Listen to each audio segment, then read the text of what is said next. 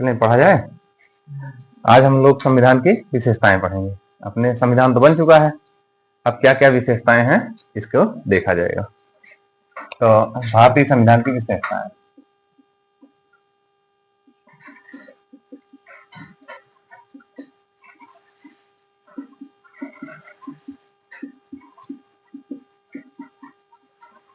अब भारतीय संविधान की क्या विशेषता है, तो ये विश्व का सबसे बड़ा लिखित संविधान है। भारत का संविधान कैसा है?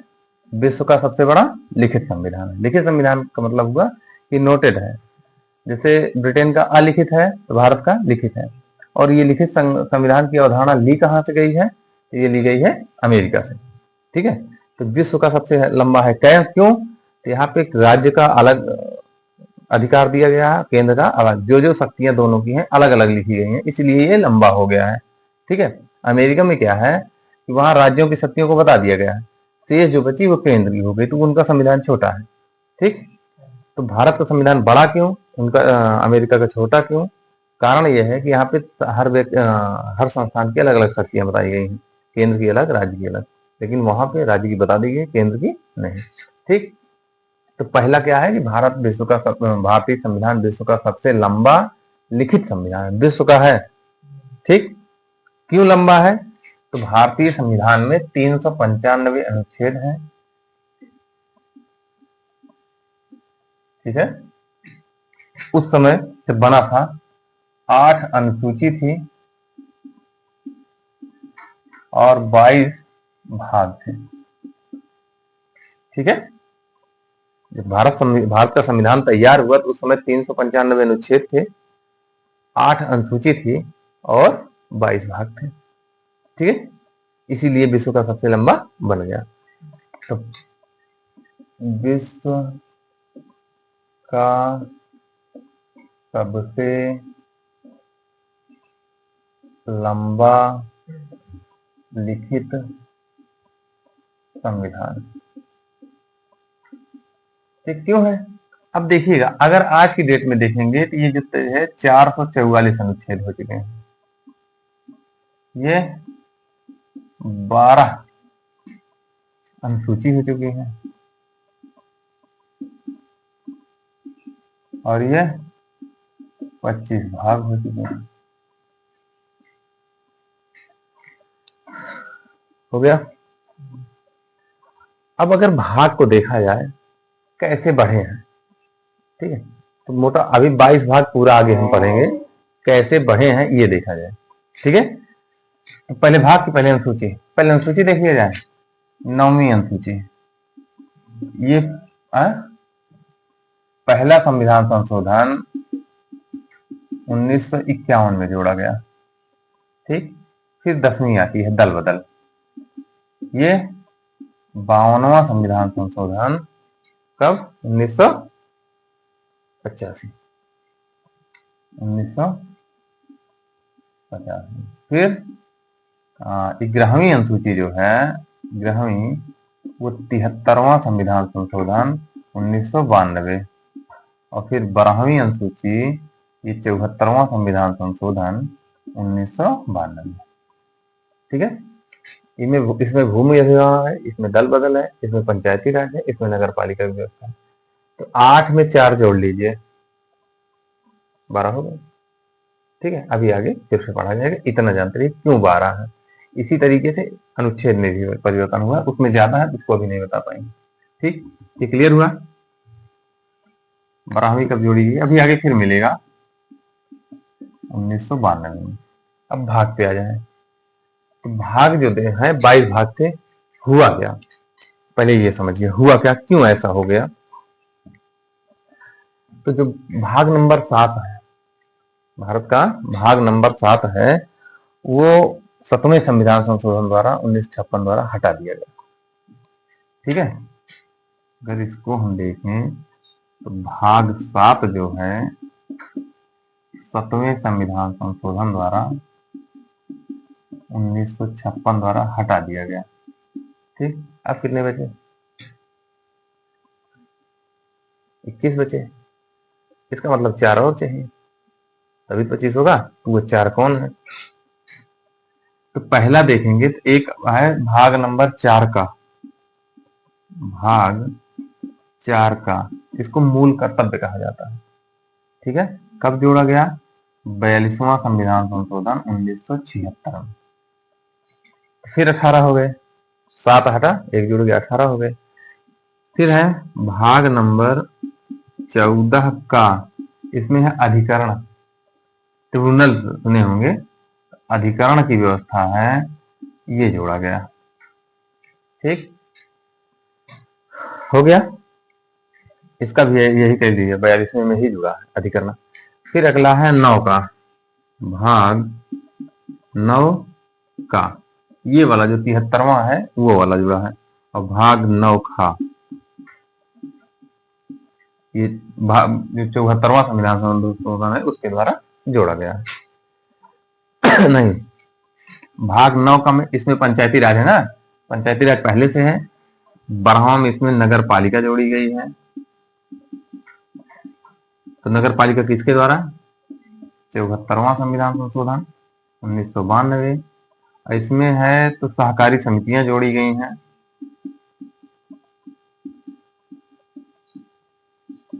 ये 97वां संविधान संशोधन 2011 में जोड़ी गई। अब काउंट कर लीजिए, 8 से 12 हुए, 22 थी, एक कम हुई 21, फिर 22, 23, 24, 25। ठीक, तो कैसे बना हुआ है ये समझ में आ रहा है? इसी तरह अनुच्छेद में पार्ट बने हैं, ये लंबा मामला है, लगभग हमको 50 अनुच्छेद देखना पड़ जाएगा, तो इसको नहीं बता रहे हैं, इसको आगे। ठीक है, पहली खासियत समझ में आई क्यों लंबा है। दूसरी खासियत है कि ये बना बनाया था, कहीं लिया गया है, तो विभिन्न स्रोतों से ग्रहण है ना, स्रोत पीछे बता चुके हैं।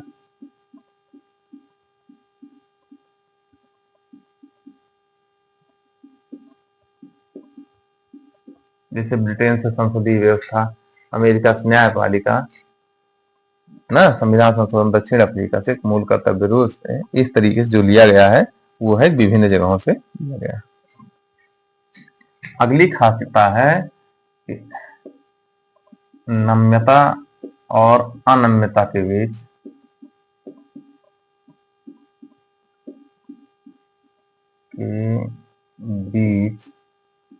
संतुलन बनाया गया है। इसका मतलब ये होता है कि हमारा संविधान ना तो बहुत नर्म है और ना ही बहुत कठोर है, या अंशतः लचीला है, अंशतः कठोर है। ठीक है, मतलब समझते रहिए, अंशतः लचीला, अंशतः कठोर। अब इसका मतलब क्या हुआ? इसका मतलब ये हुआ कि भारतीय संविधान में संशोधन जो है वो 3 प्रकार से दिया हुआ है। एक साधारण बहुमत से, ठीक, तो ये आसान है, अंशतः लचीला हो गया। एक विशेष बहुमत से, विशेष बहुमत मतलब कुल सदस्य, उपस्थित सदस्यों के 2/3 बहुमत से होना चाहिए, ये अंशतः कठोर हुआ। और एक अगला संविधान संशोधन है कि विशेष बहुमत से और आधे से अधिक राज्यों के सहयोग से या सहमति से। ठीक है, तो वो और कठोर हो गया। तो भारतीय संविधान को अगर बदलना चाहे, कोई सुधार करना चाहे, तो इतना आसान नहीं है। कुछ अनुच्छेदों में बड़ा आसानी से संशोधन हो सकता है, लचीला हो गया। कुछ में कठिन है संशोधन करना। 30, 35, 36 राज्य हैं, आधा राज्य चाहिए, आधे राज्यों की सहमत चाहिए, इतना आसान संविधान संशोधन है नहीं। इसीलिए कहा गया है कि भारतीय संविधान नम्य भी है, अनम्य, दोनों के बीच अच्छा संतुलन है। ठीक है, बात समझ में आई? तो भारतीय संविधान लचीला और अंशतः लचीला, अंशतः कठोर क्यों है? क्योंकि इनमें संशोधन बहुत आसानी से भी होता है, जिसको संशोधन नहीं माना जाता, जो साधारण बहुमत से होता है, और बहुत कठोर भी, कठिनता से भी होता है, जिसको कठोर माना जाता है। कहे 17 राज्य सहमत हो, कहे आप संशोधन कर पाएंगे, ये मामला हुआ। ठीक है, अब भारत में कैसी नागरिकता है? एकल नागरिकता है। इसका मतलब ये हुआ कि पूरे भारत के एक नागरिकता है, ये नहीं कि उत्तर प्रदेश की अलग हो, मध्य प्रदेश की अलग हो, प्लस भारत की अलग हो। द्वैध नागरिकता का प्रावधान अपने यहाँ नहीं है। ठीक, तो हम सब कहाँ के? भारत के नागरिक हैं, ना कि यूपी के हैं, अमेठी के हैं, ऐसा कुछ नहीं। हम लोग कहाँ के नागरिक हैं? भारतीय नागरिक। कहीं भी जाएंगे, कुछ भी बोलेंगे, इंडियन है। ठीक, हमारे पास कैसी नागरिकता है? एकल। अगली खासियत है सार्वभौम वयस्क मताधिकार है। ये अनुच्छेद 326 में इसका वर्णन है, अभी फिर मिलेगा तो बात करते हैं। सार्वभौम मतलब सभी को, वयस्क मतलब इसको जो 18 साल से ऊपर है उनको मत देने का अधिकार है। सार्वभौम मतलब सभी को, चाहे कोई स्वस्थ हो चाहे अस्वस्थ हो, चाहे पूरा हो चाहे आधा हो, चाहे सीधा हो चाहे टेढ़ा हो, मत का मूल्य सबका बराबर होगा। समझ में आई बात? तो अभी कितनी है? अभी मत कितने उम्र पे डाल सकते हो? 18। हमेशा 18 थी, तो कब ये 18 बनेगी? यहाँ पे जोड़ दीजिए 61वां संविधान संशोधन 1989 में 21 वर्ष से घटाकर 18 वर्ष कर दी गई। ठीक, ये यहाँ जानते रहिएगा। वयस्क का मतलब समझ में आ रहा है, 18 साल से ऊपर होना चाहिए। पहले 21 वयस्क का मतलब क्या होता था? 21 से ऊपर होना चाहिए था। सार्वभौम मतलब सबको।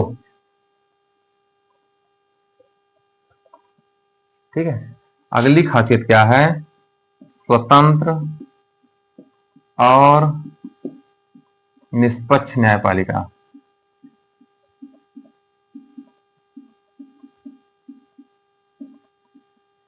ठीक है,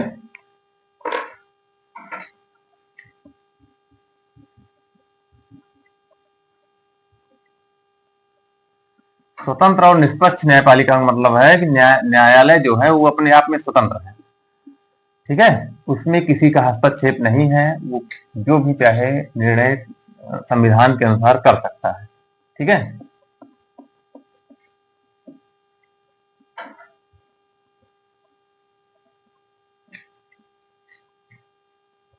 तो भारत में न्यायपालिका कैसी है? एकीकृत है। एकीकृत है, इसका मतलब ये हुआ निचले स्तर पर न्यायालय बहुत जिला न्यायालय कर दीजिए, फिर हाई कोर्ट, फिर सुप्रीम कोर्ट, तो नीचे से ऊपर तरफ एकीकृत होता चला जाता है। ठीक है, सुप्रीम कोर्ट का हाई कोर्ट पे नियंत्रण, हाई कोर्ट का जिला कोर्टों पे नियंत्रण। ठीक, तो भारत में न्यायपालिका कैसी है? एकीकृत है। ठीक है, न्यायालय क्या खासियत है? ये संविधान का संरक्षक है।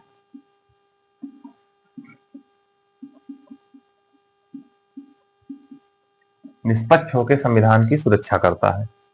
ठीक है, और क्या खासियत है? तो फंडामेंटल राइट मतलब मूल अधिकार का संरक्षक है।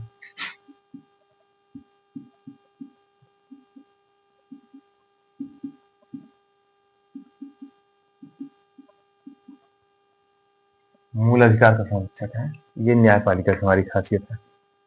ये सब उसमें विशेषताएं दी गई हैं संविधान में, क्रमबद्ध रूप से हम लोग पढ़ेंगे। ये हो गया। अगला है संसदीय सर्वोच्चता। संसदीय सर्वोच्चता और न्यायपालिका में के उसमें समन्वय स्थापित किया गया है कि आप अपने स्थान पर श्रेष्ठ हो, ये अपने स्थान पर श्रेष्ठ हैं। ठीक है, न्यायपालिका के सर्वोच्चता में समन्वय, इसका मतलब ये है कि भारत की सबसे बड़ी विधि निर्माता कौन है? संसद है। ये कोई भी कानून बना सकती है, लेकिन न्यायपालिका भी सर्वोच्च है। न्यायपालिका किसका? संविधान का संरक्षक है। तो अगर कोई भी कानून संसद बनाती है तो न्यायालय हस्तक्षेप नहीं करेगा, लेकिन अगर संविधान के मूल ढांचे के खिलाफ है, संविधान को बदलना चाहते हैं, तब न्यायपालिका उसमें हस्तक्षेप करेगी और उसको क्या निरस्त या शून्य घोषित कर देगी। ठीक है, यही क्या कहलाता है? ये जो बनाते हैं इसी को न्यायालय में लाना ही न्यायिक पुनरावलोकन कहलाता है। समझ में आई बात? तो दोनों सर्वोच्च है अपने अपने स्थान पे, बस दोनों संविधान के विरुद्ध कोई काम न करे। न्यायालय करता है इसके विरुद्ध महाभियोग आएगा। ठीक है, और अगर ये गलत करता है तो पुनरावलोकन होगा। ठीक है, तो दोनों के बीच दोनों सर्वोच्च हैं। इस विधि निर्माता सर्वोच्च कौन है? संसद है। अब विधि का संरक्षक सबसे ज्यादा कौन है संविधान का? तो न्यायपालिका।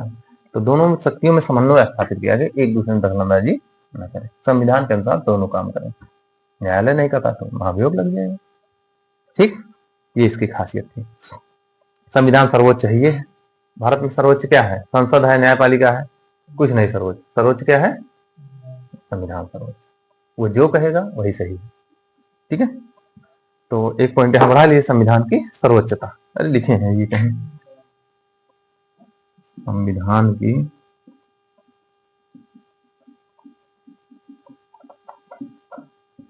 ठीक, संविधान हमारे यहाँ सर्वोच्च है। और अपने यहाँ संसदीय शासन प्रणाली है, ये देखिए ना, यहाँ समझ जाओगे भारत में कौन सा शासन है? संसदीय।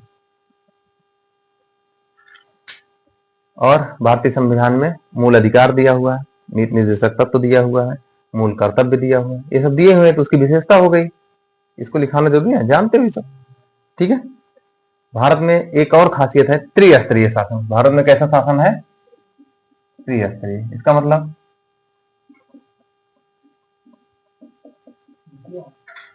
नहीं, त्रिस्तरीय शासन का मतलब केंद्र पे कोई और शासन करेगा, राज्य पे कोई और गांव में कोई और। त्रिस्तरीय मतलब केंद्र सरकार, राज्य सरकार और ग्राम पंचायत। हाँ, तो 3 स्तर माने गए हैं भारतीय शासन के। समझ में आया? तो ये प्रश्न पूछा गया है, भारतीय संविधान में त्रिस्तरीय व्यवस्था कब लगी? 92 में लगी। अभी पढ़े पीछे ना, संविधान संशोधन कब? 74 73 कब हुआ है? तो 92 में पूछा गया है। ठीक है, 3 शासन कौन सा है समझ में आया? केंद्र, राज्य और गांव। हो गया। फिर भारत में संविधान में आपातकाल व्यवस्था की गई है। आपातकाल की व्यवस्था की गई है, तो ये भी एक विशेषता है। आपात उपबंध 352, 56, 60 3 में है। 352 से 360 तक है। और शक्तियों का विभाजन किया गया है 3 सूचियों में। ये सब विशेषताएं हैं शक्तियों का विभाजन। तो शक्तियों का विभाजन कैसे किया गया है? 3 सूचियों में। केंद्र का ताकत अलग, केंद्र अलग विषय पर कानून बनाएगी, राज्य अपने भी विषय पर कानून बनाएंगे, और समवर्ती सूची में दोनों कानून बनाएंगे। लेकिन शर्त क्या है? केंद्र जो कानून बनाए, राज्य उसके विरोध में ना बनाए। राज्य और केंद्र कानून बनाए, दोनों में समन्वय होना चाहिए। अगर राज्य का कानून केंद्र के विपरीत है तो उतना शून्य हो जाएगा। ठीक ना, हो गया। भारतीय संविधान कैसा है? संघात्मक शासन है। सामान्य परिस्थिति में संघात्मक, लेकिन विशेष परिस्थिति में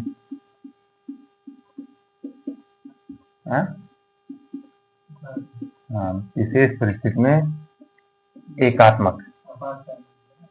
एकात्मक। इसका मतलब ये हुआ कि अभी देखिए भारत संघ है, राज्यों का संघ है, संघात्मक व्यवस्था चले। लेकिन जब आपातकाल या कोई विषम परिस्थितियां आती हैं तो पूरे भारत का शासन कौन करेगा? केवल केंद्र करता है। ठीक है, अन्य सबके शासन शून्य कर दिए जाते हैं। वो एकात्मक व्यवस्था होगी। वो सामान्य परिस्थितियों में नहीं हो सकता, विशेष परिस्थितियों में होगा। विशेष मतलब आपातकाल लगा हो तब की बात हो रही है। हो गया इतना। अब संविधान में जो भारत का नाम दिया गया वो क्या है? संविधान में भारत का नाम क्या लिखा हुआ है? तो संविधान में भारत के 2 नाम लिखे गए हैं। अनुच्छेद 1 में भारत का 2 नाम लिखा गया। संविधान ऐसे लिख लीजिए, संविधान में भारत के 2 नाम। संविधान में भारत के 2 नाम कौन से हैं? नहीं पता? इंडिया, दैट इज भारत, यही लिखा हुआ है भारत का नाम। इंडिया दैट इज भारत, ये संविधान अनुच्छेद नंबर 1 में लिखा है।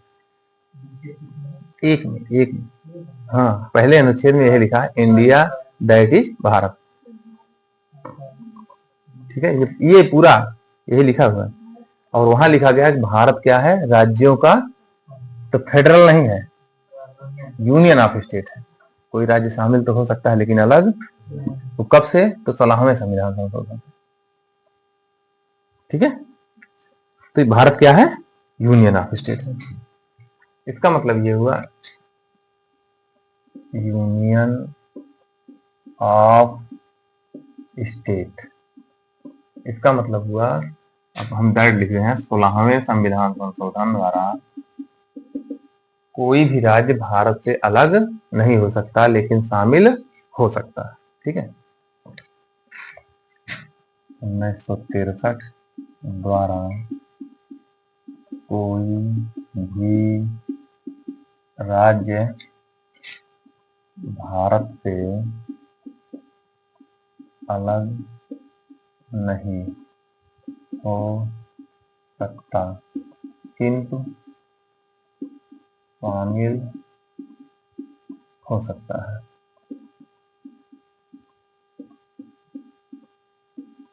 ठीक, हो गया इतना। अब ब्रिटेन के कभी कभी पूछते हैं, तो ब्रिटेन का संविधान क्या है, सबसे विकसित है लेकिन अलिखित है। ब्रिटेन के संविधान की खासियत क्या है, अलिखित है लेकिन सबसे विकसित है, ये भी है। हाँ, तो क्यों ब्रिटेन का क्यों जान रहे हैं, क्योंकि हम लोग वहीं से, ये हमारे संविधान का जन्म वहीं से मान लीजिए। ठीक है, इसलिए ब्रिटेन का जानना।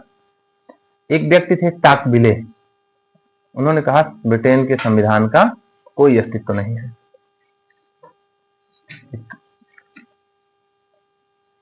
और एक पता नहीं कौन थे, हमको नाम नहीं, उन्होंने कहा था ब्रिटेन का संविधान पुरुष को स्त्री, स्त्री को पुरुष बनाने के सिवा कुछ नहीं कर सकता। गजब बेइज्जती किया था।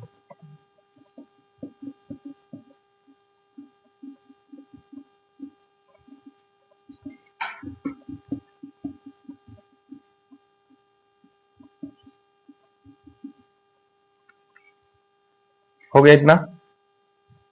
अब किताबों को देखोगे कभी कभी, संविधान की किताबों को, तो उसमें लिखा रहता है राज्य व्यवस्था, संविधान नहीं लिखा रहता, राज्य व्यवस्था लिखी रहती है। इसका मतलब क्या हुआ,